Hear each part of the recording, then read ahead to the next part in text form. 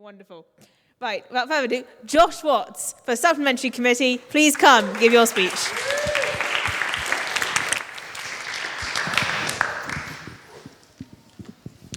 Okay, so I don't have very much time, so I'll keep this really brief. There are two reasons I believe that you should vote for me to be on the Supplementary Committee, which you'll see obviously if you read my manifesto. And they are, firstly, that I'm very passionate about debating and the events and the work that goes on at this union. And the second reason is that I believe I have the experience and competence that will allow me to work effectively on the committee to really sort of deliver a good union experience for you guys. And I think this can be illustrated in some of the activities I've done before I came to university, such as I founded and ran my school's debating society for 2 years. This involved, weekly sessions, workshops with younger students, promoting it in the school, managing an online presence, and taking part in and organising inter-school debates, including hosting them obviously at our school, and then taking part in the Cambridge Union debate, which really enthused me about the work that goes on here. Other relevant experience on committees is that I was on my sixth form committee, so experience with the committee, hosting events with budgets up to £4,000, etc., etc. So in conclusion, I think you can tell that I'm passionate about this and really want to get involved, and hopefully I have the experience that will allow me to do a good job. Thank you very much.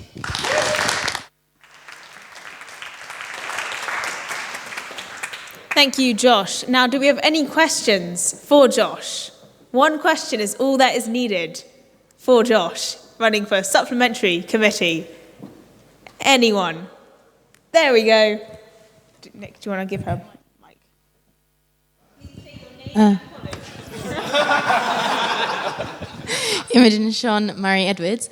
Supplementary Committee is has a really broad remit to do whatever you want. So what would you focus on in the one term that you were on Subcom? What would I focus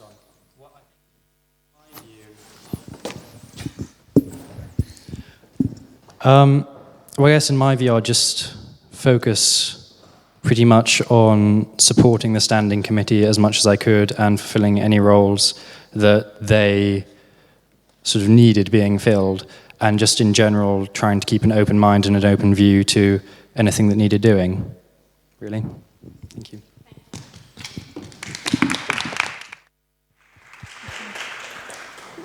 Thank you, Josh. Josh is the only candidate running for Supplementary Committee in these elections, so we'll now move quickly on to Ents, who will speak for 3 minutes.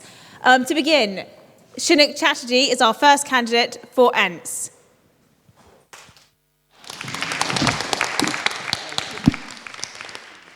Evening, everyone. So my name's Shonok, for those of you who don't know me. Basically, I'm a first-year lawyer from Trinity, and I had an amazing experience the other night. I walked out of the Arab Spring debate, probably the most enjoyable debate, I think, this term, and there was a live jazz band going on in the bar, and it was a beautiful atmosphere.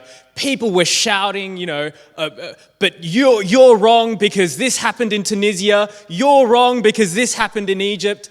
And I thought to myself, there is no other place in the world I'd rather be. That's why I'm very passionate about being part of the team that delivers an excellent Michaelmas next term. Specifically, what would be my focus if you elect me as Ents officer? So I think Ents, the role is basically, we can conceive it in 3 different ways. So firstly, I'd maintain all the weekly Ents that we've got going on at the moment. So things like knitting, Pilates and yoga, I'd maintain. In terms of stuff that's going on in the bar, I think there's been an excellent job in improving the bar as like a focal point in campus, and I would continue that. How would I do that? Basically, I would propose having a bar committee, so we'd regularize the program for the bar. So Thursday nights would be jazz nights after debates, right? Friday nights would be bops, we'd have DJs or live music, and then Saturday nights would continue the tradition of partnering with other Cambridge clubs, so like LGBT+. I think in terms of big events, that's another role of the Ents officer.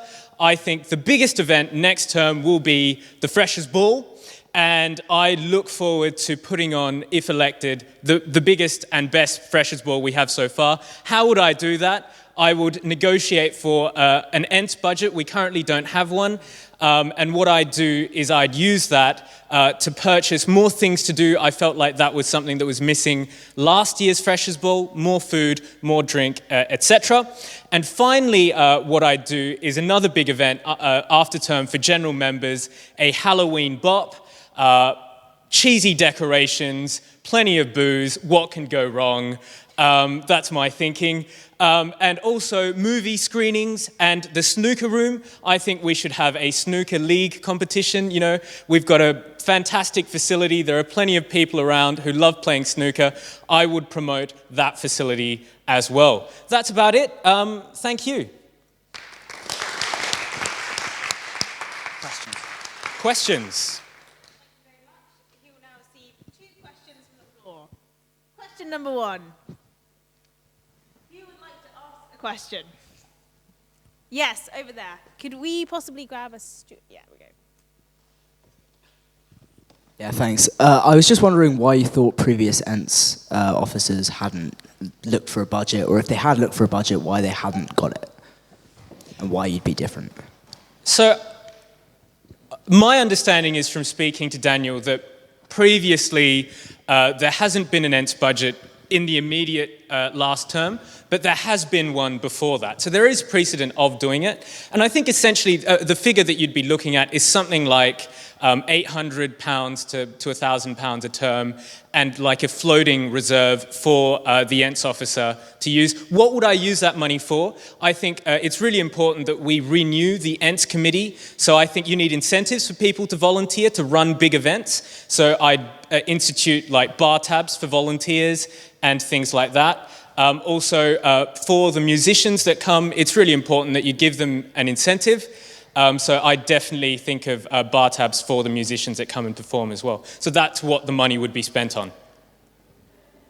Cool, thank you very much. Can we now have a second question for this role? Does anyone have a question? It's your union, guys. Oh, can we pass the microphone over there? Name and college, please. Imogen Sean Murray Edwards. What ENTS-related experience do you have? So basically, during my school years, I was head boy, and we organized a school ball that catered for 600 students, and we did it at a big, judging by my accent, you'd know I'm not from the UK, so it was at a big hotel in Perth, in Australia.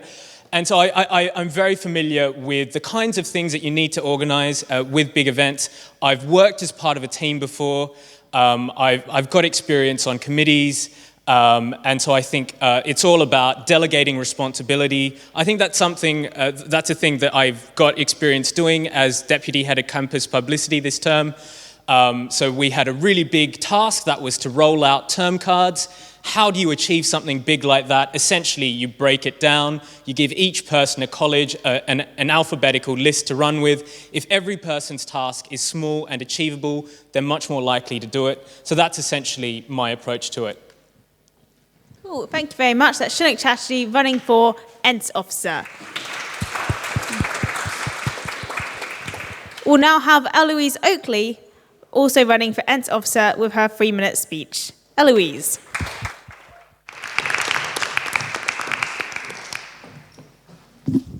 Hey guys. So I'm Eloise, and I'm the current head of events management at the union with Catherine. Wonderful. So basically, why do I want to be ENTS officer? So I love the union, it's good fun, but I feel it looks a little bit stuffy. I mean, we can see Tim sitting here in his black tie, wonderful stuff, but it isn't the place where you think, let's come for a party necessarily, but we should make it like that, because it's really cool. I know you look like you're ready for a party, but like, not necessarily the party everyone has come for tonight. But like, the thing is, I want to make sure that our current events get bigger and better, and we get new events. Like, I think it's great that we have like jazz and cocktails after debates, it's good fun, everyone loves it, but why do we get new things like open mic nights? There's so much good comedy, and like at the arts festival, the Rag Room that did it, amazing, everyone loved it. I also want to bring like more themed events. Michaelmas term's got so many good things. It's got like Freshers Week, it's got Halloween, it's got Bonfire Night. and Bridgemas. So we should get some fun events for that because everyone loves to have a party. Exciting. What else do I think we should do? So amazing thing as well, new bar, love it. Love Milena, she's running it well. Now it's competitively priced and it's for all students, not just members, which is great. But we need to get more people down there and I want to encourage people to come and I feel I'm quite a motivated person, can try and get people coming down, tell people to come here after debates with your friends, good fun, everyone can have a fun time. What else would I like to do?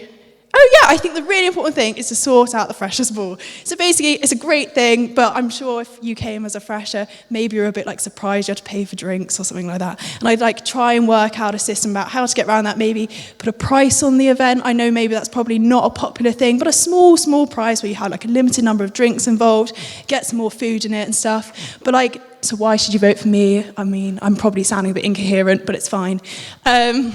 So basically, I have lots of experience running events at the union, like this. And big events, small events. I've been here for the BOPs. I've seen what's gone well, what's gone badly. I've been here for the Arts Festival. It was a great thing, and it would have been great if more people get here, but, it doesn't always happen like that, does it?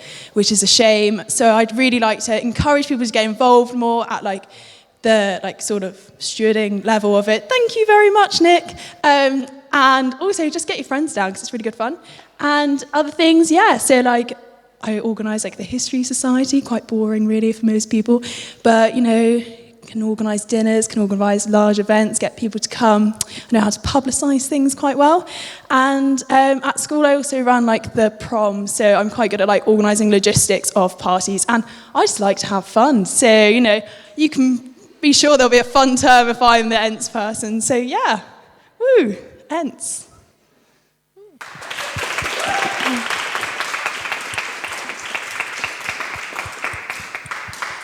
Thank you, Eloise. Can we now have questions for this candidate? 2 questions for ENTS officer. Yep.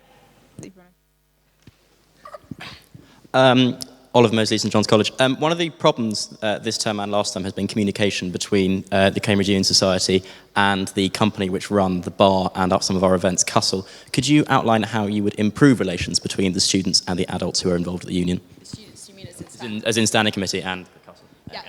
So basically, I love Milena, great woman.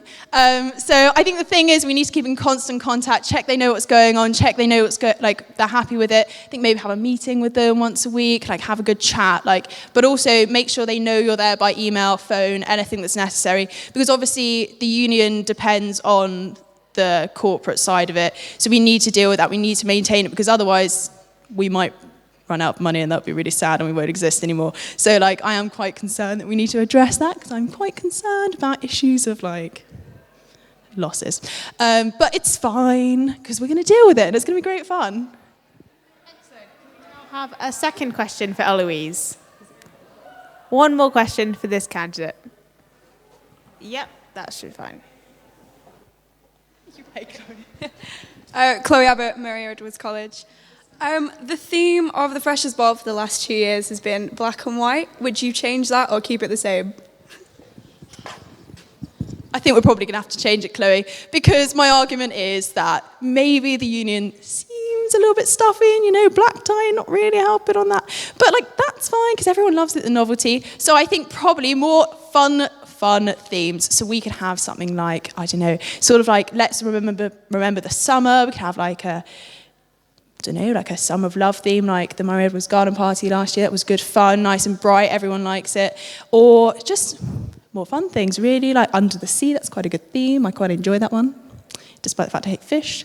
But, I think we need to get away, be innovative, so everyone's ready. And it's a new sort of ENTS at the union. We need to reinvent ourselves, really, in that sort of sense. Yeah, cool, am I done? Yeah. Yay! Thank you, Eloise Oakley, running for Social Events Officer.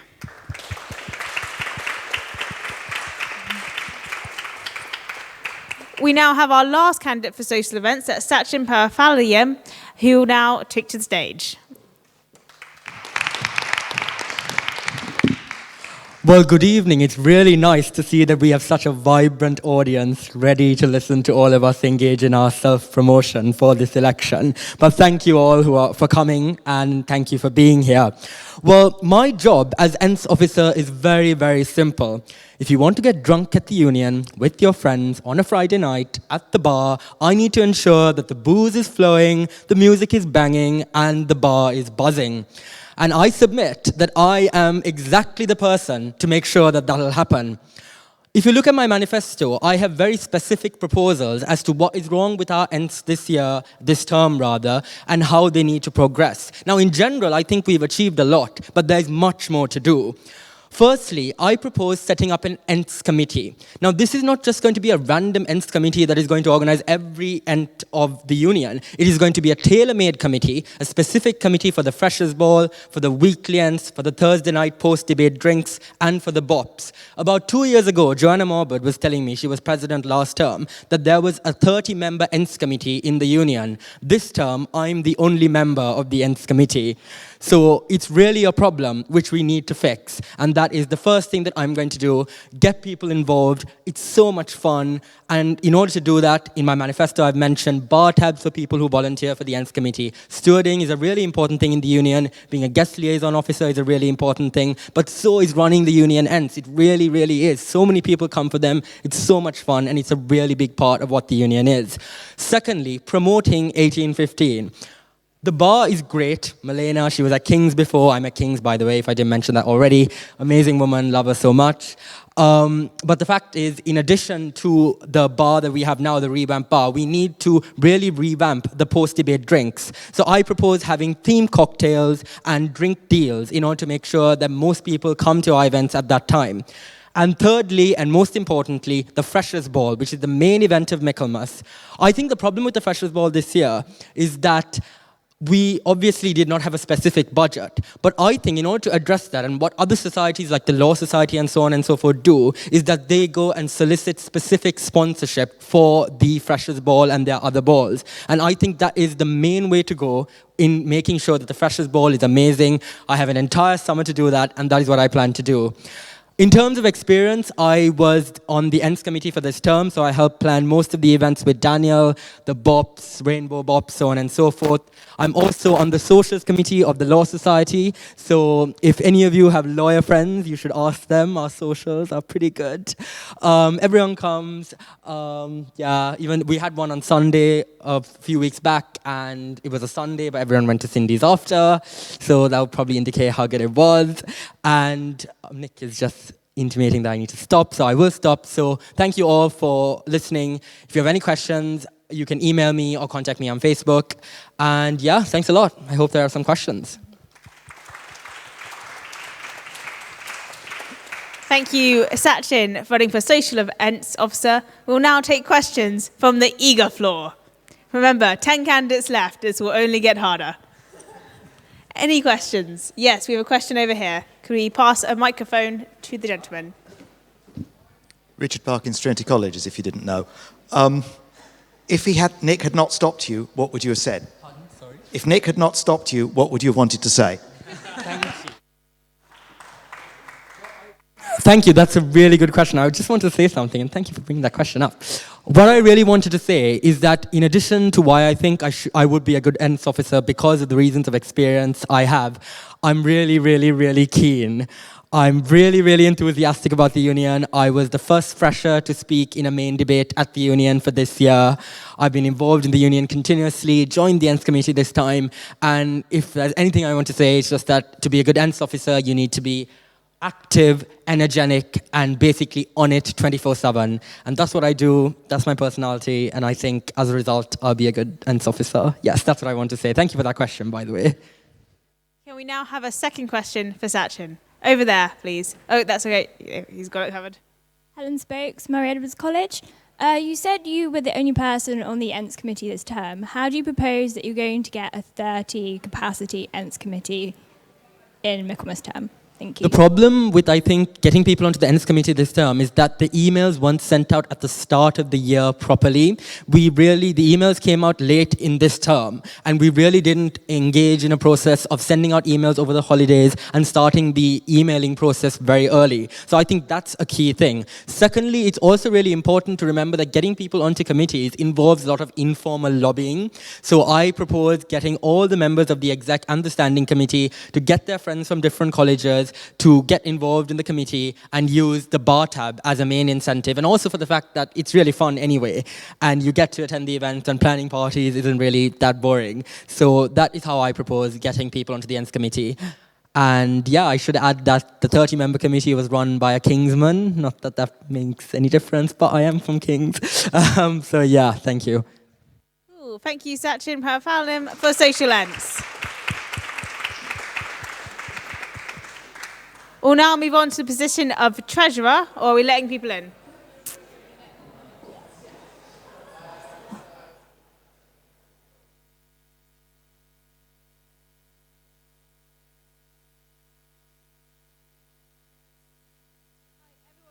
Take your seats as quickly as possible as we're doing hustings. And we'll...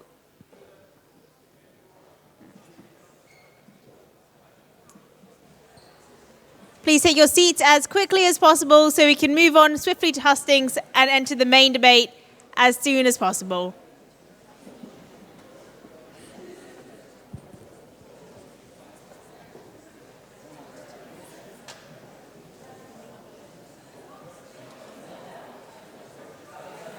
Please take your seats as quickly as possible.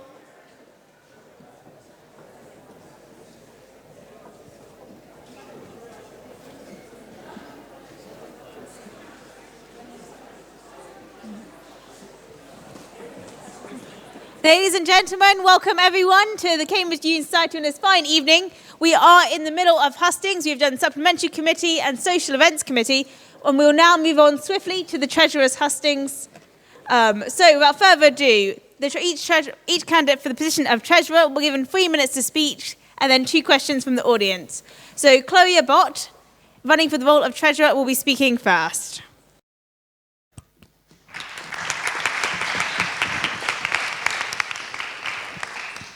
Hi everyone, I'm Chloe Abbott. I'm a second-year law student at Mary Edwards College. Just a little bit about myself. I'm currently Deputy Head of AV at the Union, and I'm also President and Treasurer built into that role of the Mary Edwards College Law Society. So I know what I'm getting into and I know what I'm doing. Basically, what I want to do is just increase accountability, because a lot of you pay a lot of money to be in this room, and a lot of you have no idea where that money's going. So I want to increase the dialogue with people, let people know what's going on, and also just basically ask you what you would like the money to be spent on. I think it's really important to consult with members, especially on things like big controversial deals, sponsorship issues, something that might be a problem. I think it needs to be consulted with members before it goes out, before it goes ahead. I also think I'm going to continue to look at the price of membership, because I know it's expensive. Look at paying in installments, things like that, things that people are already putting through and are working on, just keeping up the good work. And I also want to increase the profile of the Treasurers Committee, so just maximise participation in that so that everyone knows what's going on. And also get some exciting and really relevant Treasurers treats, because I know we've got a lot of things, but some of them people never use and don't know what they are. So it's just about seeing what you want, trying to get the best deals for the members. Why me? Basically, I've got a lot of experience in this kind of thing. Like I've said, I'm Treasurer of the Law Society at college. And I'm also on the RAG committee, so I know how to secure sponsorship. I've got a lot of experience with that as well. Yeah, I've also got some union experience, so I know what goes on, what needs to change, what needs to happen to fill people in. And yeah, I've got good organisational skills, which I think would be quite important. And even though I'm a humanities student, I am quite good at maths too.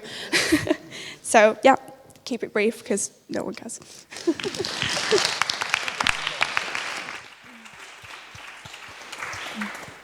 Thank you, Chloe. We'll now have 2 questions from the floor for Chloe. Does anyone have any questions for this candidate? Yes. Can we have a microphone over here, please? Richard Parkins, Trinity College. We've heard a little bit about the need to get some budget for Ents. Would you consider trying to get sponsorship specifically for particular Ents? Yeah, I actually think that's a really good point that was raised because it is something that the Law Society implements a lot. So obviously I've seen that. And I just think it's, like, especially for big things like the Freshers' Ball, you can sell that quite well. You can say, like, this is a really big deal. Would you sort of consider giving us money? So I do think that is a really good idea going forward. And I do think it's also important to try and look at getting an ENTS budget so that people can implement their ideas instead of just saying them and nothing happening. While you're all thinking of the next schools debating competition, you're in the wrong room and you need to be going to the Kennedy room, which is up the stairs. So if you're here for schools, please exit the chamber. Now, does anyone have a question for Chloe? A second question. Excellent. Over here. Can we pass the microphone to that gentleman over there?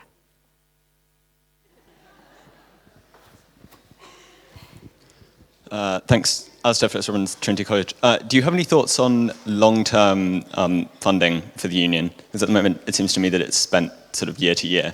Are there any long-term plans for building up funds for the union? I think it's quite difficult to make long-term plans when it's like a termly position, but I do think it is important to work with like successors and predecessors and try and like keep plans ticking over, because I think there is like a sort of tendency for things to sort of be like dropped and forgotten when someone leaves office. So I think that is something that should be worked upon. Yeah.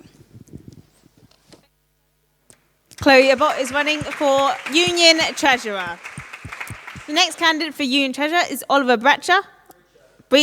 Oliver Breacher for Union Treasurer.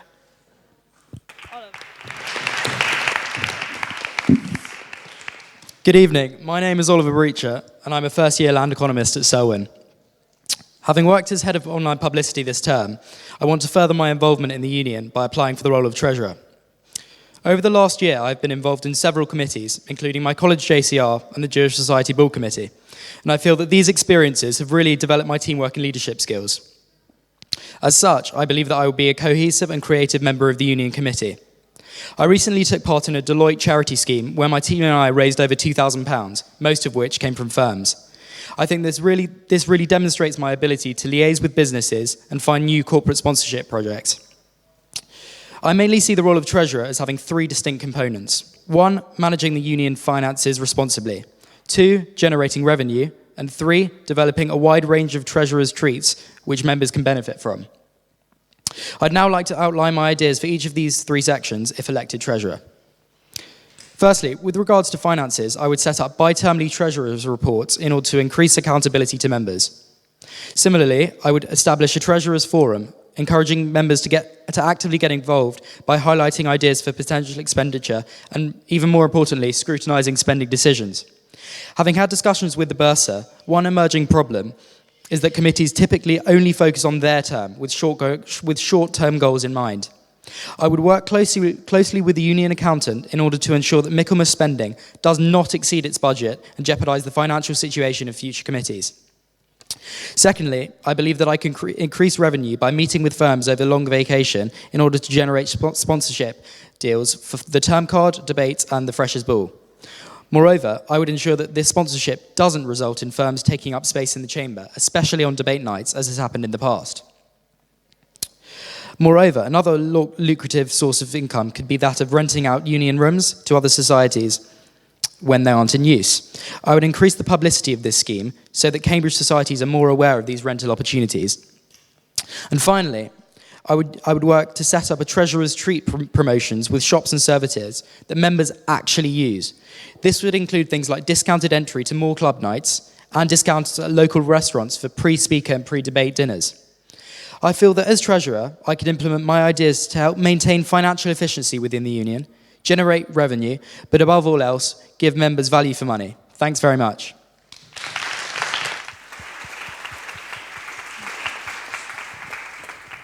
Thank you, Oliver. Can we have a question for Oliver, please? Hi, Oliver Mosey, St John's College. A key problem this term has been the treasurer not possibly keeping track of the union's finances because it's become something that treasurers thought they didn't have to do. Could you outline how you would keep track of our budget in the future / write one? Yeah, well, firstly, the issue is writing one. I mean, the treasurer this term only started 3 or 4 weeks in, according to the Bursar. So, yeah, this obviously led to massive financial ramifications. So, hopefully, if elected, I'd initially start one in my elect term to maintain links with the predecessor, and that could sort of promote the long term financial position and stop the abuse of overspending for your own term. So to keep track on the previous treasurer. Second question for Oliver, please. Hang on, actually, could we go over here so another candidate isn't asking the question? Obviously, one of the roles for Michaelmas Treasurer is sort of to be involved in the discussions setting membership fees. What would your stance in those discussions be? I mean, obviously, I try to make them as low as possible, but as low as feasibly possible. I mean, I know that we've spent a lot on capital expenditure recently at the union, so I try to ensure that they don't increase. I pretty much guarantee that they don't increase, but I think, on the other hand, it would be unrealistic and unfeasible to assume that they'd go down, because this is unlikely. I would, however, initially set up payment by instalment within one college, just to really prove the credibility of that scheme and make it more affordable for students over the payment. Thank you, Oliver. That's Oliver Breacher. That's Breacher, sorry. Oliver Breacher, running for Union Treasurer. Apologies for the pronunciation of all surnames and first names throughout these hustings. We'd next like to welcome Roshin Hanon, also running, that's wrong as well. Just state your name at the front, also running for Union Treasurer. Well, it's Roisin Hannon, but good start. I'm a second year at Trinity, I'm a historian, and I'm also secretary this term. For those who haven't seen me around, I'm usually sat there in emergency debates. It's quite weird being stood here. So one thing I've learned from being at the union this term, apart from the fact that it's great, you're about to see a great debate. We put on really, really brilliant events. But I've also come up against some problems, and the first one is this massive wall of secrecy. As secretary, I've tried to get the minutes put online, and I have succeeded to an extent. We get discussions now put online, and I think it's really important that people know what the union is doing, so you can hold us accountable, so you can find out whether we've actually done what we said at the beginning of term we would. So I would follow this up as treasurer, if elected, by producing termly reports, a termly report, and potentially I'd look into doing weekly reports at standing committee meetings, which would then go in the minutes, now that they go online, so you'd get to see that too, about debate spending, things like that. I think it's really important, seeing as it's your money, that you know where it goes, and I think it makes it more efficient too, if you can tell us when we haven't been doing things, put pressure on to do those things. And I think another big problem, and this has been raised, is that just occasionally the accounting does slip. In recent years, it kind of got forgot that accounting was meant to happen, and the role began to focus just on sponsorship. And that's really important, but we need to know what we're spending in order to plan the great events we do. And so I think largely, it was nobody's fault, but I think we have very short terms. People are here for a term. They might be here for anything up to 3 years, but after that, they're gone. And you just lose things. We have a really shit collective memory. So I think we could capitalize on some of the amazing experience that people do have and the know-how a lot better by, if elected, I would plan for future terms as well as my own by setting up a proper guide for the next treasurers to come in, including, sponsors we've had before, but also a contact list for previous treasurers, so we can get in touch, try and set up some more long-term deals, not in a Deloitte way, but in a, slightly more sustainable way. We can use the same sponsors again, build kind of strong, long-term relationships. I've somehow managed to nearly run out of time. So I'll just quickly tell you, I'm already treasurer to Trinity College Welfare Committee. I would focus in sponsorship on big city firms recruiting in Michaelmas. I've had experience of going through that cycle once now, so I know who they're looking for and how that all works. And I've got a couple more specific policies, but you can see them on my manifesto.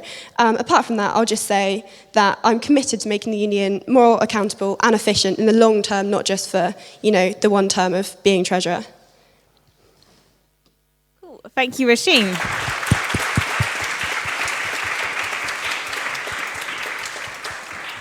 Do we now have any questions from the floor for this candidate? Yes, a question over here.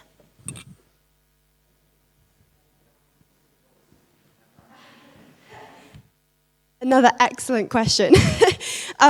Well, I thought in terms of the long-term thinking, it would also be good to have some new ways to raise revenue, including I would, where's my manifesto?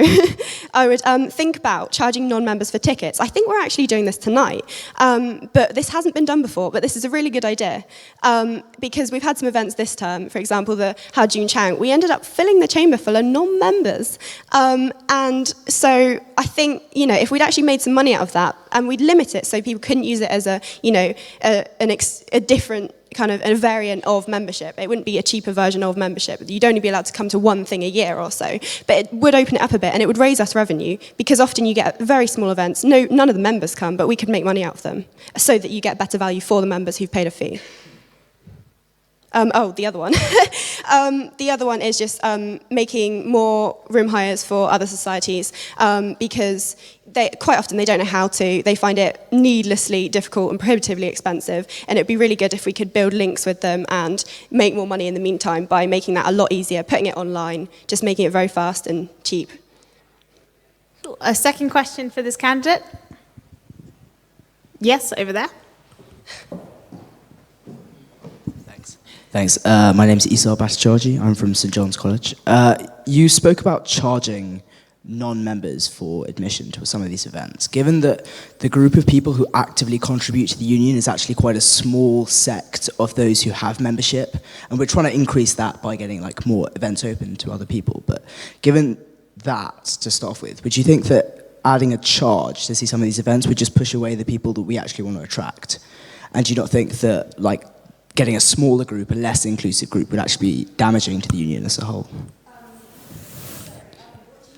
So, for example, like you were speaking about how like events like the Haju Chan talk, you were like where a lot of non-members came, you opened the possibility of like adding a small door charge.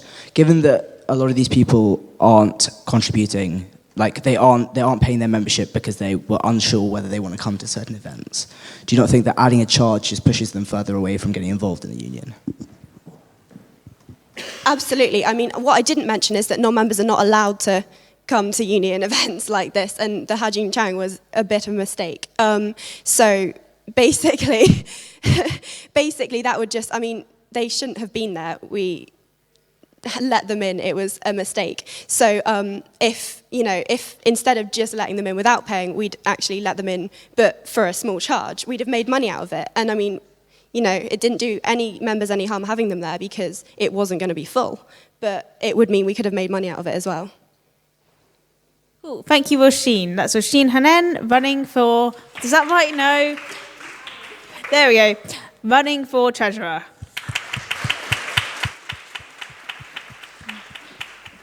We now have Oliver Shand. Is that how we say it? Oliver Shand, also a final candidate for treasurer.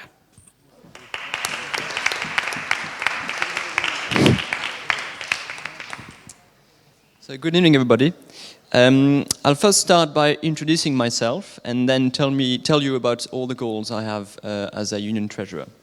So, as some of you will probably guess by the end of the speech, I have quite an accent, and that's because I'm from France. And in France, debating societies are completely unknown. It's a mystery. And so, when I was in France, I knew about debating societies in England because my father was one of those. And so I knew obviously about the Cambridge Union Society, and I wanted to get involved. And as soon as I became a member of Cambridge University, I joined the union and started to get involved, and it was really great. So as a fresher last year, I started to get involved with the Treasurers Committee, which unfortunately doesn't exist anymore at the moment. And so with the then President-elect, who was Daniel Hyman, we looked for sponsorships and treasure streets. And this year, I have applied for guest liaison.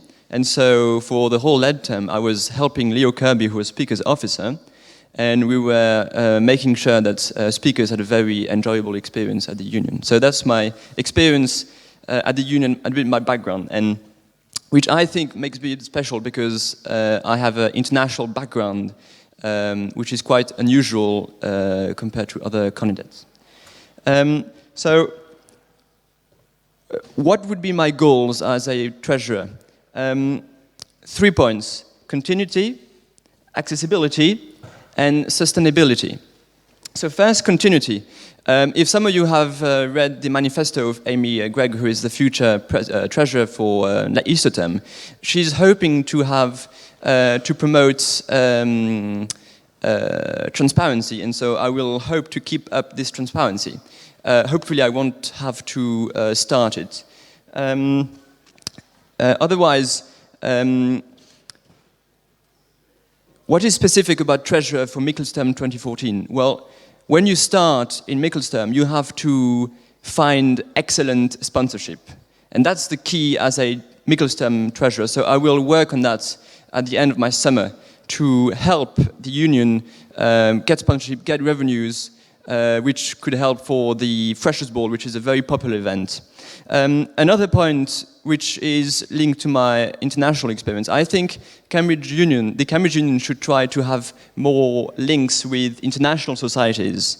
And so they could co-organize events, co-funding, and so that would promote the Cambridge Union among international students, which is such a wide there is such a high number of international students in Cambridge, and they unfortunately don't participate in debates or in events. So that would be my goal: both promote accessibility and get efficiency in the standing committee spending. Thank you.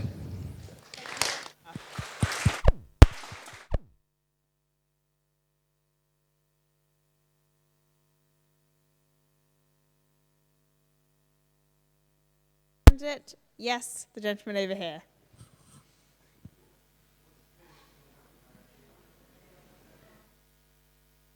Experience you have financial management to anyone who didn't hear.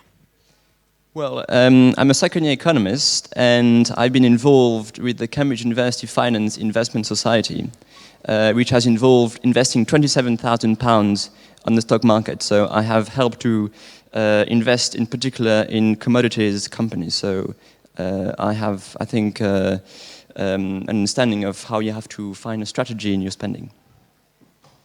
A second question for Oliver. We have 6 more people to come. Let's get keen with the questions. Any questions at all? Yes, over there in the corner.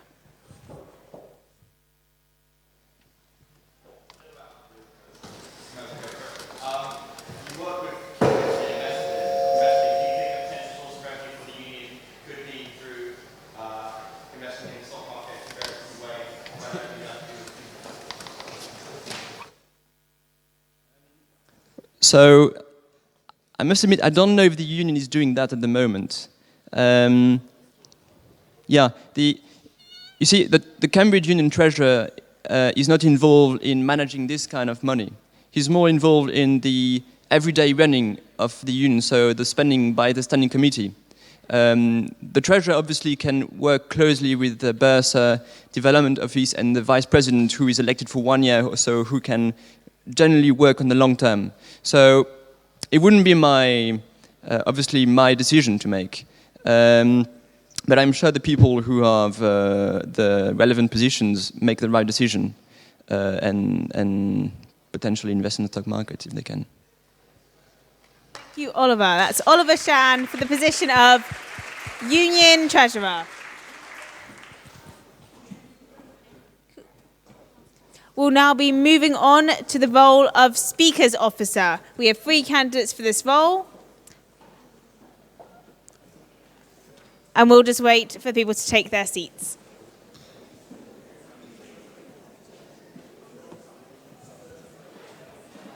Could you please take your seats quickly so we can move on swiftly with Hustings? I will.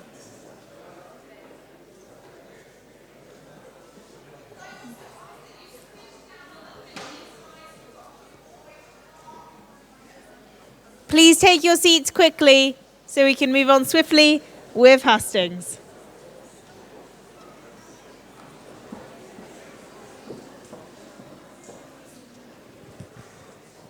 Thank you, ladies and gentlemen, and thank you to everyone who has joined us. We're in the middle of Union Hustings, and you have unwittingly become our audience.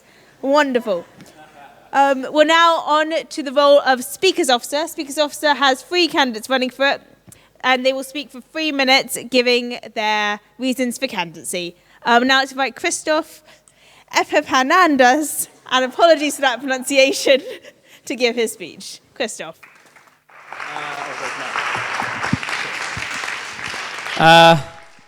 Christoph Epaminondas.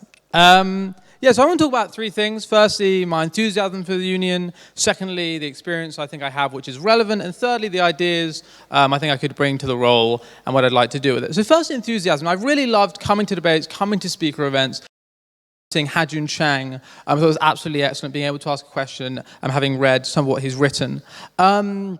And debates. And I love the idea of like having a forum for discussion, debates, and that being something the union really focuses on. So my experience relates to the role. So first I want to talk about my union experience. I've been a member of Supplementary Committee this term. The last 2 times I've been involved in debates in Speakers Committee, writing invitations. I've stewarded, I've taken part in emergency debate. I also took part in vacation committee, so I stayed on for an extra week at the end of last term, trying to put the term card together for this term and really, make sure that things got together. So I've got experience of seeing what the role's like through that work, and I hope that shows my enthusiasm for the union. So as far as non-union activity goes, I'm co-president of Trinity Politics Society, which essentially encompasses being the Speaker's Officer as well as other roles. It's been a stellar term so far. Only the other day we had Len McCluskey, General Secretary of Unite Union, largest union in the UK. Within 2 hours of the event taking place, it was in the national media. So I've got experience of working with speakers, essentially being the Speaker's Officer. So I think I've got a really good experience of doing that role previously. So now I want to move on to my ideas and what I think I could bring to Speaker's Officers. So firstly, to do with format. So I think what we could really benefit from is having some one-on-one debates involving both 2 speakers from outside the university and also speakers and students. I recognise that the type of speakers we might be able to get for this might be slightly less well known than the ones who might want to take part in a main debate. But I think what you could do is then have a sort of a 2-time. So firstly, have opening points, opening remarks, and then follow that off with rebuttal. And by doing that, we could have like more engagement with people's arguments, really get to see some combustible debates. Also to do with feedback, currently there really isn't a way for you to get your voice heard. I was thinking about having an A5 sheet of paper at every event with on the one side just information about the speaker, and then on the flip side, a form which you could fill in. You could tick boxes saying whether you like the format, whether you enjoyed the speaker. You could have any suggestions there. To do with Speakers Committee, I'd like to publicise it better and try and encourage as many people to come as possible. I recognise it's very difficult to do for Easter term by virtue of the fact that everyone has exams. And I'd be willing to take on a lot of the burden of writing invitations myself, having written 100+ invitations for Trinity Politics and others. There were a lot of rejections, unfortunately. And then I suppose just finally, with regards to diversity, the Women's Officer and Diversity Officer currently write lists of speakers for particular events, which can be used to try and focus on that. But I think I'd try and bring that more into Speakers Committee, really have that be a talking point more. So I've got some other ideas which are on my manifesto, but that's basically the gist of it. So thank you very much for listening.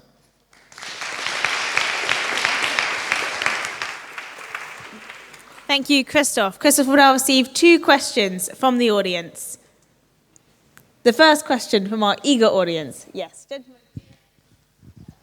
One of the things I've noticed is that sometimes we go to debates and there's a very obvious person from Cambridge who could have participated on the debate. The rather obvious example yesterday was that we had a debate on the monarchy, and the monarch-to-be was apparently in town, and we didn't get him. I don't know whether he was asked and refused, but okay. Would have been lovely if he'd come. But very often we don't seem to tap the people who are in Cambridge. We seem to go too far afield for our speakers. What would you do about that?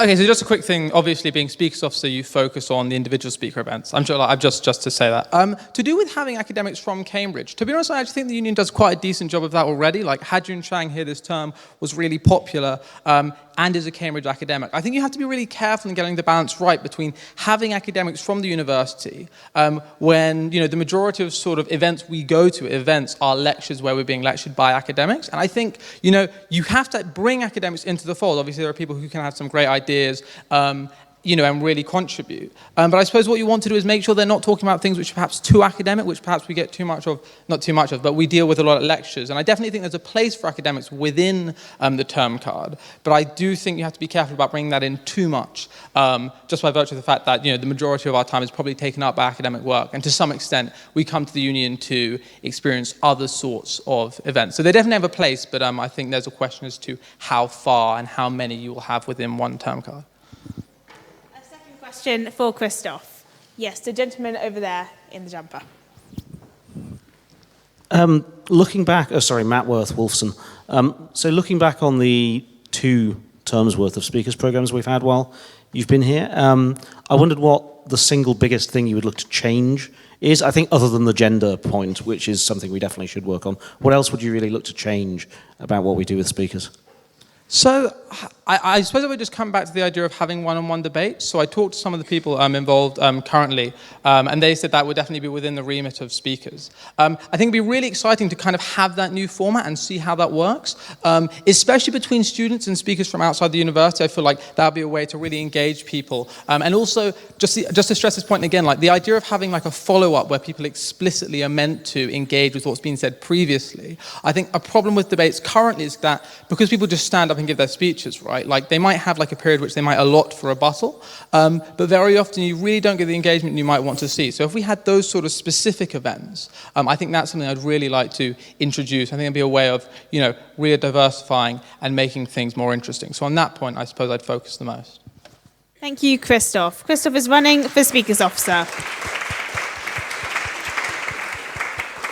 We now have Oliver Mosley, also running for Speakers Officer. Oliver.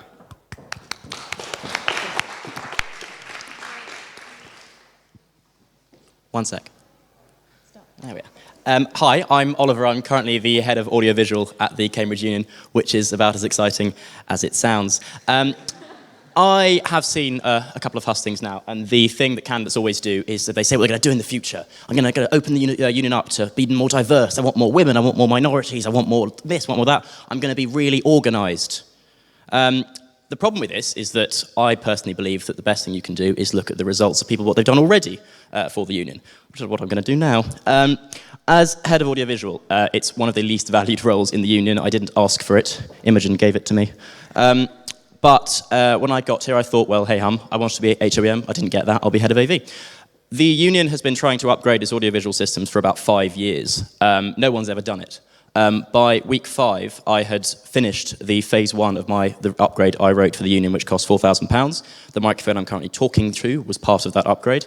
But that was by week 5. I then thought that wasn't enough, so I went for the second phase of my project, which is a £40,000 upgrade of the union's chamber, which should be done, fingers crossed, by Michaelmas 2014.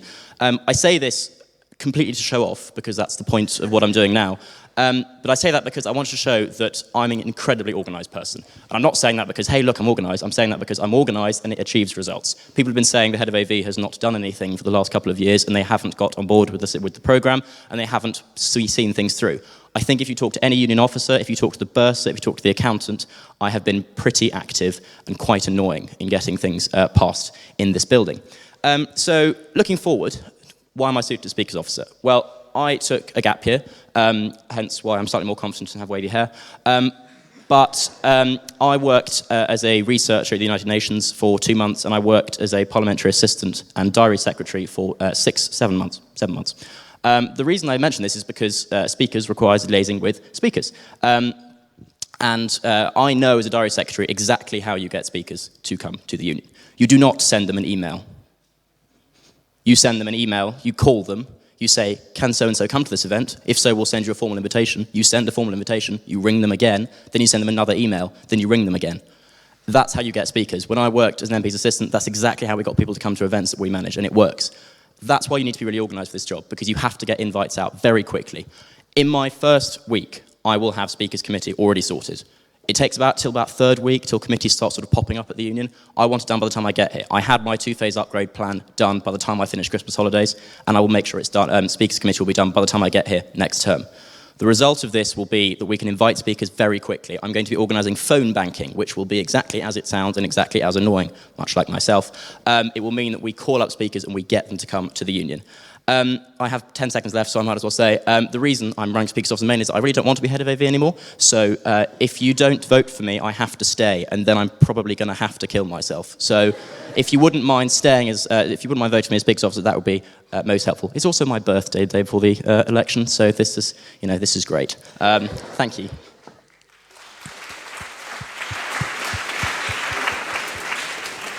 Thank you, Oliver. 2 questions for Oliver. Any questions? Yes, a question over here. Me. Oh, no, over there in the corner.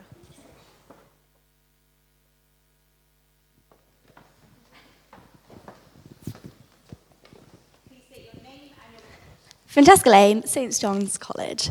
Hi, Oliver. Hi, Francesca. So if you could have any speaker in the world and they definitely came, who would it be? Ban Ki-moon. Ban Ki-moon has allegedly said to us that he would be willing to appear. However, he would only appear via video link. As head of AV, I have already done a video link this term. My upgrade program will involve us having video links in a far more professional manner than we currently do through Skype. I want to see Ban Ki-moon here because I think he's a fantastic man. I think he'd be very interesting. The other thing I would mention is that I really, really want to see more interviews between students and speakers, or speakers and speakers. Speakers have expressed in the past how they don't want to be interviewed by external speakers, but that's not the point right now. I want to see more of that, which is why if we get people like Ban Ki-moon, we can actually engage with him. We don't have people delivering a speech. Like, the speeches are great, but if he's giving a speech, he's given it before, let's be frank. And I want to see more interviews because we get some of the best moments of the union from interviews. So yeah, I'd like to see more interviews with people like the Director General of the United Nations. Second spontaneous question for Oliver. Yes, down here. Hi, I'm filling in for the person who's meant to be doing this, so I am legitimate to ask a question, just to explain. It is really important in Freshers' Week to have, or in fact at the union in Michaelmas, to have sort of big names, draws that will bring people in and will make people keen to join the union. How do you go about doing that? Well, I think this brings me back to my main point, is that I'm not going to give you a list of people I think would be great here because, like, that's my opinion, and a lot of people don't disagree with me on most things. So I would think that we would get good speakers in Michaelmas by just starting earlier.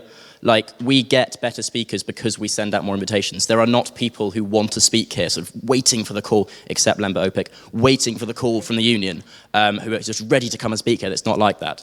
They come because we invite them and because they get a proper invitation from us, not a sort of half-assed effort where we just send their secretary an email. If I start early and properly work at speakers, we will just get more. I will want to hear from members. Obviously, everyone says this. I think it goes without saying. I want to hear from members what speakers we want to get because my opinions, doesn't really matter. My email address is always open. I want people emailing me with speaker suggestions, and we will invite them. And the reason we'll be able to invite them is because we'll have a better system in place to invite them.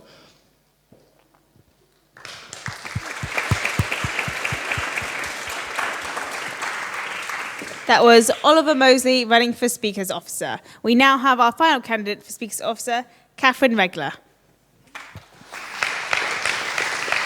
You ready? Coordinate.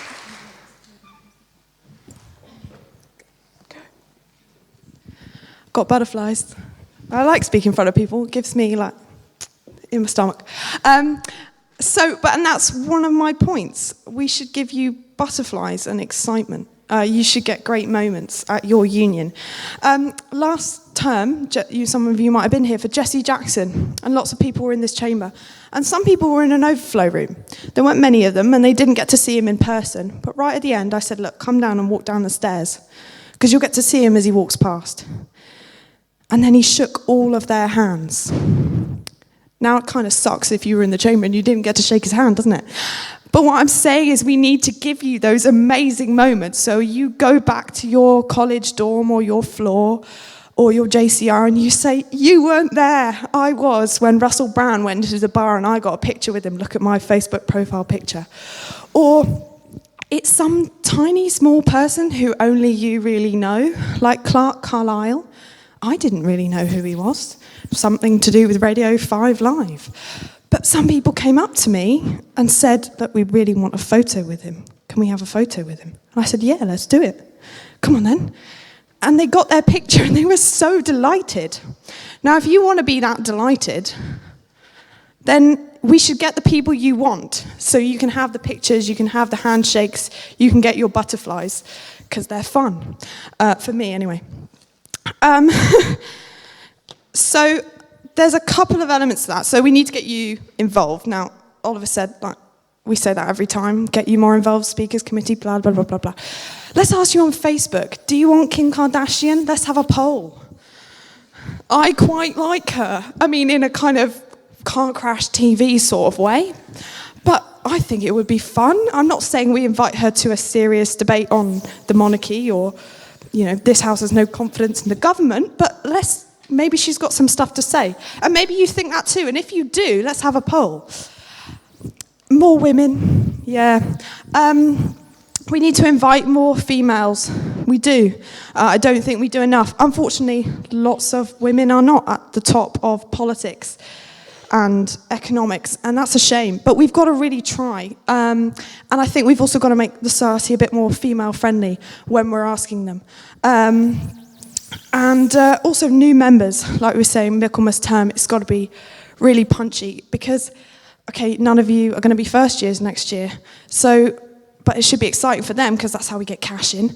But it should be exciting for you, whether you're a first year or a third year. So I'm going to give you the best Michaelmas term that I possibly can. And I want your help to do it. Thank you.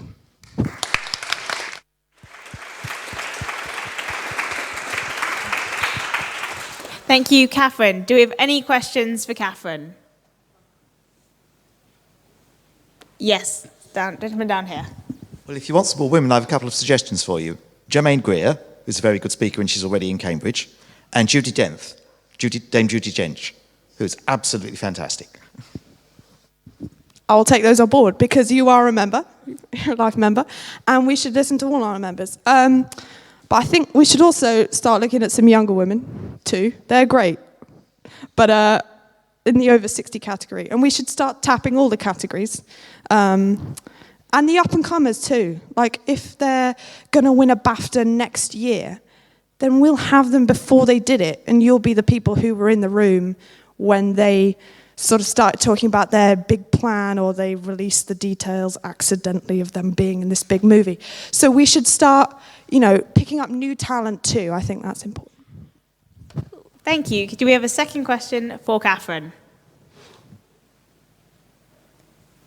There we go, in the corner. That's not the corner. If the Oxford Union invited you to speak, what would you speak about? Well, first of all, I'm flattered. That's very kind. Ooh, do I have anything to say? Maybe I could just dance. I'm a rubbish dancer. What would I talk about? Well, maybe I'd just talk about me. I'm not very interesting, but that's something I really know. And we want speakers who know what they do, and what I do is me. So I would be... Whoa! Some of you have got dirty minds, and I'm looking at you. No, but I know my stuff, and my stuff is my life, so why don't I just talk about me? I mean, it'd be really boring. There might be 5 people there, but maybe they'd be 5 people who are really, really excited to see me, because I have one friend at Oxford, so maybe she'd bring 2 of her friends, and 2 random people would turn up, because some weird girl's talking. But they'd be excited to see me, and that would be enough. So for all of you laughing about me talking about my life, thanks, that's great. That's a really good comment on me.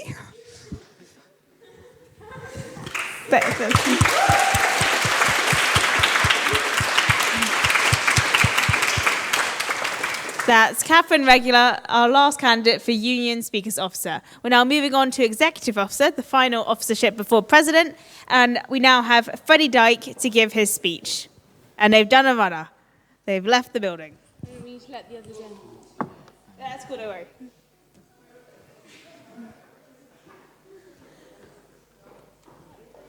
Please take your seats as quickly as possible as we are in the middle of Hustings. Exciting times.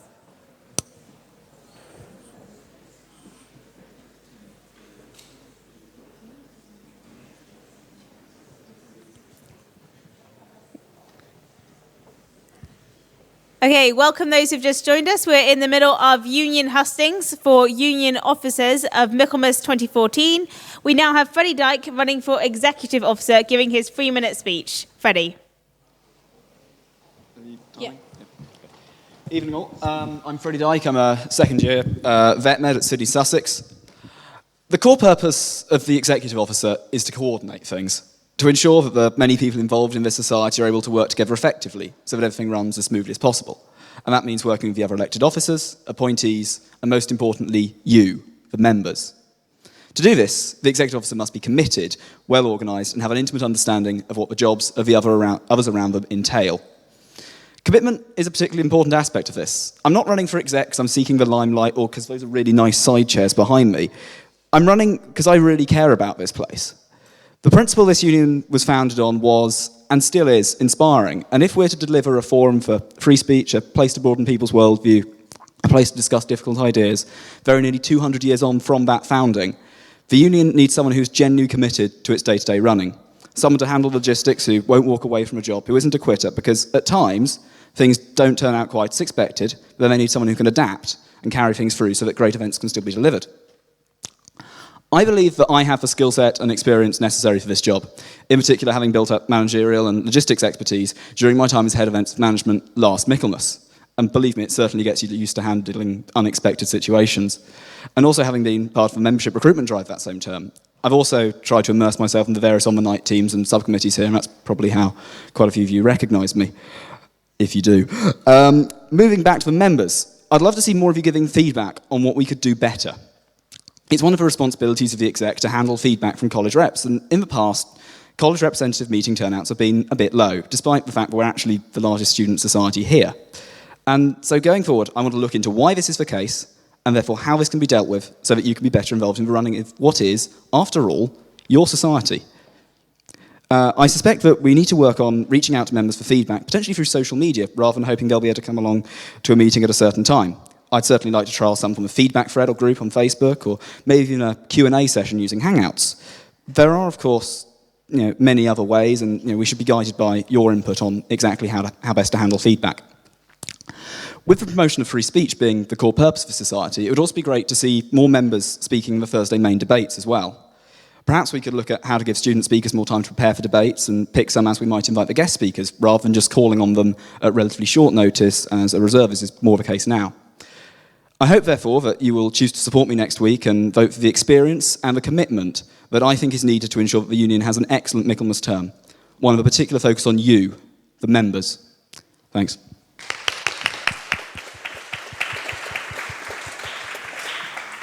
Thank you, Freddie. Do we have any questions for Freddie? A question over here. Hi. Alistair, Trinity College. You wanted feedback from members, and one of the things that, it's minor, one of the things that continually frustrates me about the union is every event is late. Some of them are very late, and we all have commitments, we have work and so on. And is there anything that anyone can do to fix it? Okay. It's dependent on a lot of things. Like I said, as head of events management, there were times where you'd just not have speakers around, where you'd have problems with the train, someone would be late turning up and dinner would overrun and things would happen like that. But there are times where it is genuinely something that is within our control. And when it's a situation like that, I do really want to push to see all the appointees on the night working to really lay out preparations, and obviously I'd be able to assist them with this, preparations significantly in advance of an event so that we're well prepared and things can run like clockwork, hopefully. A second question for Freddie. Yeah. An issue or something that is discussed a lot on committee is how to improve communication between ourselves. How would you go about doing that? Right. I think that the main thing is really just make sure people are copied into emails. There's a tendency for people just to send things off between themselves without necessarily appreciating the fact that they're within a wider standing committee. And so I think it'd be very worthwhile at the start of term to really push for some standing committee bonding events, and also just try and push in the first few standing committees of term that people need to copy people into emails, because as head of events management, there were definitely times where I heard a couple of days later than I'd like to hear, and that's when events run late. Because I'm going, well, I've got 2 hours notice on something I needed 6 hours to do. And then you have an issue. So I think that's something to push for. Just people actually need to copy each other into emails. And if we've got more standing committee bonding, I think that could really help. Thank you, Freddie. That's Freddie Dyke for Union Executive Officer. We now have Harry Pito also running for Executive Officer. Harry.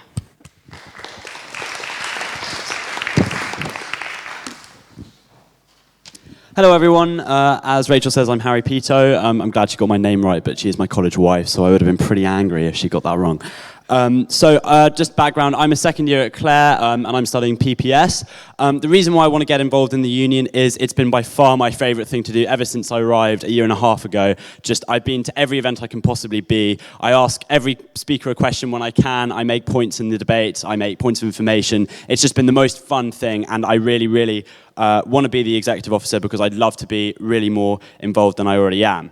So I'll talk a bit about my general organisational experience and why I think, because executive officer is one of the busiest jobs in the union, barring maybe president and vice president. It really is hectic. And I think that I'll be able to deal with this because not only have I never missed a work deadline while doing student journalism and theatre, and I was the senior guest liaison for speakers last term, I've also been JCR president, which means I have experience running a committee. So I think my time management skills should be fine for this job.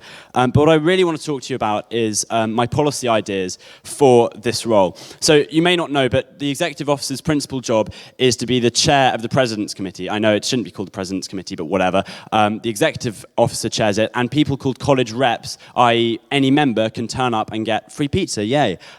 So what will I actually do to improve this sort of facilitation job of getting members' views put forward to Standing Committee? Well, the first thing is I will put a lot of pressure on Standing Committee to listen to the suggestions of the President's Committee, because it's very good having a report every week where the executive officer says, someone said the event last week was shit. That's not good enough. They need to say, right, this is exactly what we need to do to change it, and the reason why I'm on this committee is to represent the members who turn up.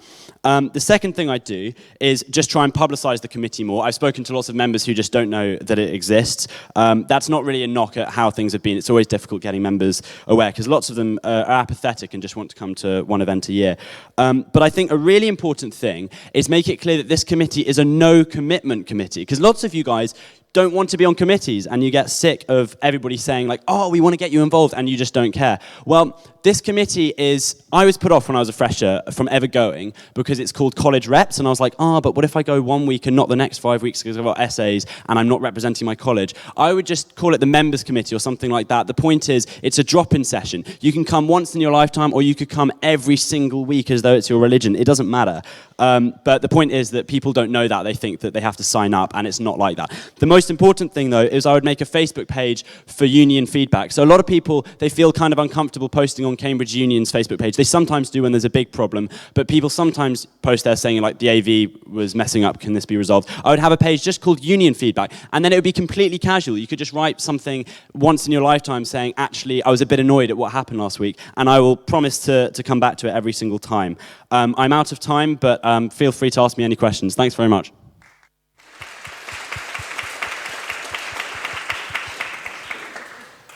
Thank you, Harry. If we can now have a question for Harry.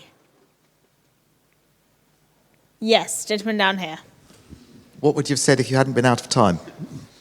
Thanks very much, Richard. A couple of things. Firstly is I'm running for Michaelmas. Now, Michaelmas is when the freshers arrive, and that's the most crucial point when it comes to access and image and black ties and whatever else it is. Sorry, Tim. The main thing I would say when it comes to this stuff is the people in black tie, because if you do elect me, I'll probably have to wear black tie sometimes, they should not be sort of chatting to each other after the debates and after the speakers. They should be in the bar. And I mean, it won't be my remit, it'll be whoever gets president. But I would really strongly encourage the president to say, after every single event, grab anybody in black tie and chat to them. That's what they're there for. They're normally lovely people and they'll be happy to talk to you. Hopefully they will actually be happy to talk to you. So I would have said that. I also would have actually said, you asked someone else a question about inviting academics. So the executive officer assists the president in planning debates. I agree with Christoph that academics, like, there's a limited scope for them in terms of individual speakers. But in terms of debate, often, like, a professor of sociology knows way, way more about class than, like, the QCs and lawyers we invite every single week. So I actually think that that's a really, really important thing. And so many academics are more than willing to talk, from my experience. Like, when I was JCR president, well, I still am technically, but I won't be when I do this. Like, loads of academics love giving talks and they're not normally invited. So, yeah. A second and final question for Harry from our keen audience. Last question before we move on to presidential hustings. Do we have any questions? I can keep going. Imogen. Imogen Sean Murray Edwards. How would you improve communication among committee? That's a good question. So aside from CCing people, which is like having been on the committee last time, and I remember Freddie specifically saying that this is a real problem, I would, sorry, one sec. Yeah, so I think a real problem is using the Facebook page. I know Facebook is a really, really easy way of committee members talking to each other, but actually it makes it so difficult because if you sign up to a union job, it's completely fair enough for the union people to say, you must check your union email, that's your job. But it's not really fair enough to say, you have to have Facebook, A, and B, if you have it, you have to be checking it every 5 minutes, because if you're not there at the right time, you'll miss out on a 50-comment discussion about our invite policy next week, and then you can't come in on it much later because you might have been busy. So I actually think anything important really should go through emails. But again, that's more the president's remit and it's how they run things. But I think that's the main problem. Thank you, Harry. That's Harry Pito for Union Executive Officer. We're now on to our final role, and the hustings for president. For president, we have Tim Skrull, who will be doing a 5-minute speech. So that's 5 minutes to think of questions you might want to ask at the end. Cool. So you'll notice that one, I'm in black tie, which is a wonderful advert for the openness and the accessibility of the union. It's great. Two, you'll also be very, very happy to hear this is the final speech of Hustings. I know most of you aren't even union members, so I'm well done for sitting through it. That's brilliant. Cool. So let's move on to some other stuff. You'll also note that this is the only position in this election which is unopposed.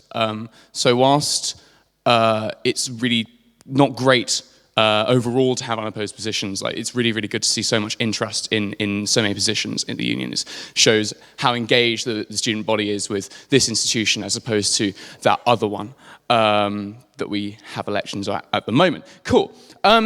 So in terms of policy stuff, the union's been subject to quite a lot of controversy in recent terms because we've invited people who are, to put it nicely, quite nasty. Dominic Strauss-Kahn, Marine Le Pen, Julian Assange when he was going to come, but then he dropped out because he's a coward. So I think that it's really, really important that the union offers its members a chance to meet people who shape the world in which we live.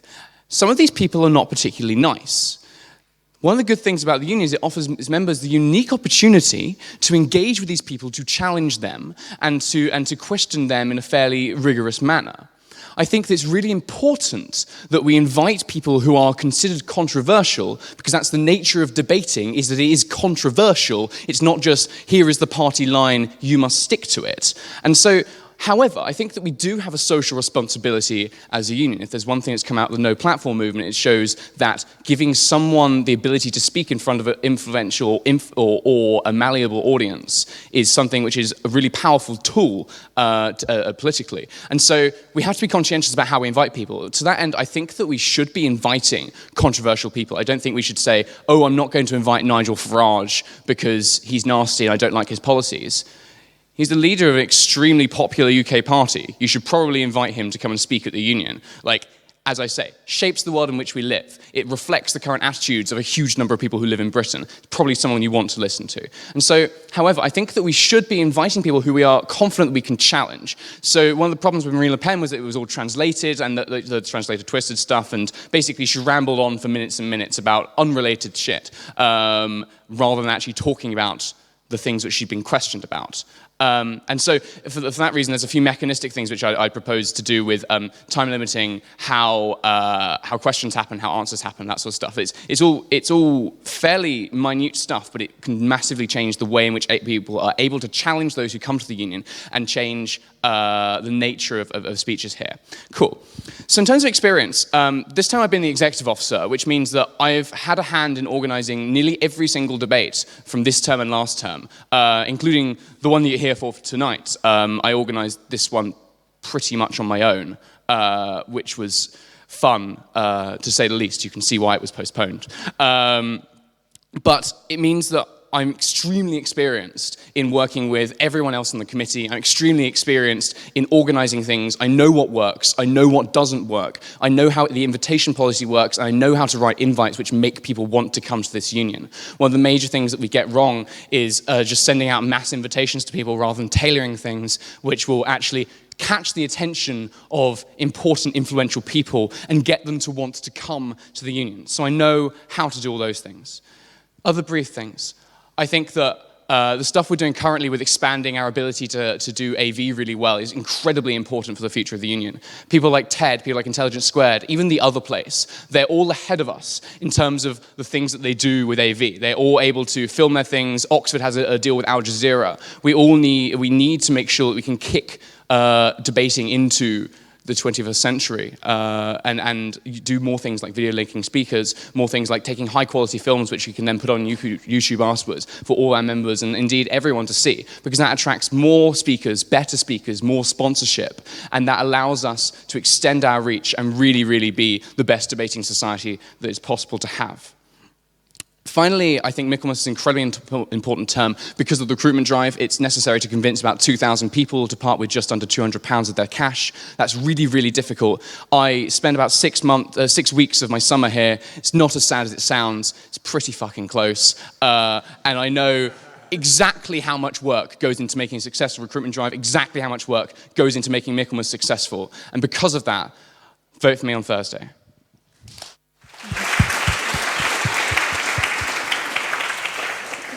Ladies and gentlemen, it has been a long evening. Some of us have been here since 6:30 when Hustings began. I, in particular, very much need to pee. Can I please have a question for Tim? Yes, the gentleman in the blue. Thanks. Jonathan Hughes, Hamilton College. Out of interest, do I have any other option other than to vote for you? Yes. You could vote for that devious bastard Ron. Okay. Yeah, I really hope you don't. I don't think his policies are great. I've heard some really spurious things about his character. But yes, you could do that if you so wished. Okay, thanks. Good to know. Question for Tim. We're on such evolved people. There we go. One of the problems the union has is that it has very little in the way of corporate memory. Having been here for quite a while myself, I've noticed that the same mistakes are made a few years later by a different committee. I think it used to have a wiki page. I'm not sure if it still does. But at any rate, if you were elected president, how would you try to encourage the union to learn from its mistakes and ensure that future committees don't make any mistakes that you make? Mistakes that I make, excellent. That's optimistic. Basically, it's really a matter of efficient handovers and that sort of stuff. It's really boring technical stuff, but it does make all the difference, as you say. Things like consulting previous presidents, consulting previous committees who've done things, going through email accounts, making sure that things haven't been done before, and looking at old documents to see what's gone on. I think it'd be really important, ideally, to produce not just a handover document, but a report of how you think the term went and all the important things or controversial things that happened at the end of the term, and then to give that to the next committee to make sure that nothing that is bad happens again and that things which are good can be done again. Excellent. A third and final question for the president, future president, possible president. It's an election. I am so getting fired. Imogen. Imogen Sean Murray Edwards. You touched on recruitment, and for everyone who's not been on the union committee before, recruitment is sort of a huge task, and basically the biggest task of the Michaelmas team and everyone on committee. It can be incredibly stressful, and you need to have the whole of the team pulling to. How would you ensure that no one had too much on their plate, but also that everyone was getting, was doing their job, and that you yourself and the recruitment officers in particular were not too stressed? Sure. So it's all boring technical stuff. It's all stuff like ensuring that everyone's kept in the loop, ensuring that people are CC'd into emails, ensuring that everyone knows exactly what their job is, and that you keep not just keep people in line insofar as like making sure that people do their fair share of work, but also rewarding people for when they do good work. Like much of the time we focus too much on saying, you haven't done this, why haven't you done this? When we should really be saying, hey, look, this is really good. Like look at this wonderful event we've had, and look at, and like rewarding people who have been involved in organizing that. So it's very much carrot and stick. It's tried and tested. Recruitment is incredibly stressful and difficult time. It's a very long period. It's one which starts in the summer, and it's one which carries on all the way through Michaelmas, and it's a massive task. I think it's all basically stuff that you learn whilst you're on the job. Fortunately, I was here literally most of the summer, and also the entire run-up to term and during term, and I helped out significantly during the recruitment drive. So I think I know exactly how to replicate what we had this year, which was really successful. Cool. Thanks, guys. Thank you, Tim.